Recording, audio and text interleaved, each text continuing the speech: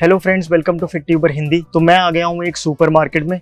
सबसे पहले बात करते हैं अनाज की। अब लोग कितना भी प्रोटीन कर लें, लेकिन एक्चुअल में पेट भरता है अनाज से ही। अनाज मतलब ग्रेन्स, जैसे गेहूं, चावल, जौ, बाजरा, ये सब। मैक्सिमम हम गेहूं चावल ही खाते हैं, लेकिन एक अनाज है जो मुझे लगता है कि बहुत आसानी से मिल भी जाता है और हर किसी को खाना चाहिए।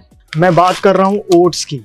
ओट्स एक ऐसा अनाज है जिसमें सॉल्युबल और इनसॉल्युबल दोनों फाइबर ही भरपूर मात्रा में होते हैं। इन दोनों फाइबर्स की वजह से ओट्स खाने वाले बंदों का पेट नहीं निकलता, सुबह पेट खुल के साफ होता है और शुगर नहीं बढ़ती। जनरली मार्केट में दो तरह के ओट्स मिलते हैं, एक है रोल्ड ओट्स और दूसरे हैं स्टील कट ओट्स। ओट्स का दाना बिल्कुल गेहूं जैसा ही दिखता है। जब इसको स्टीम कर देते हैं, ऊपर रोलर चलते हैं, तो उसी को ही जो निकलता है रोल्ड ओट्स कहते हैं। इस वजह से रोल्ड ओट्स बहुत आसानी से पक भी जाते हैं। दूध को उबाल लो, उसमें रोल्ड ओट्स को मिक्स कर दो, स्टीम से ही रोल्ड ओट्स पक जाएंगे। इसी तरह से रोल्ड ओट्स को दही में मिक्स करके फ्रिज में ओवरनाइट रख दो, सुबह ओवरनाइट ओट्स रेडी हैं। इसलिए जिन लोगों को सुबह बहुत जल्दी रहती है, उनके लिए रोल्ड ओट्स एक बहुत ही अच्छा ब्रेकफास्ट ऑप्शन है। फिर दूसरे हैं steel cut oats. Steel cut oats ये क्या होता है?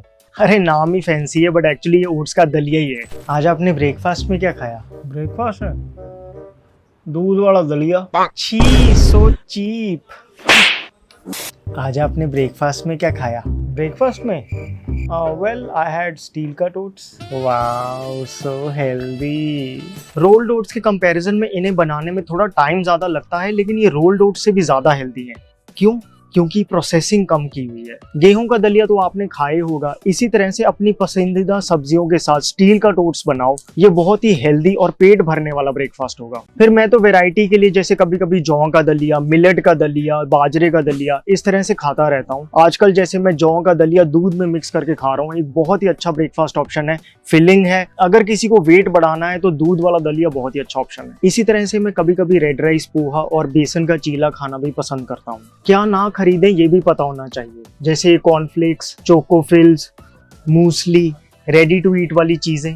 ये चीजें भले कितनी ही मार्केटिंग करी हो इनके ऊपर, बट पीछे अगर आप चेक करोगे तो शुगर होगी और फालतू के इंग्रेडिएंट्स डाले होंगे।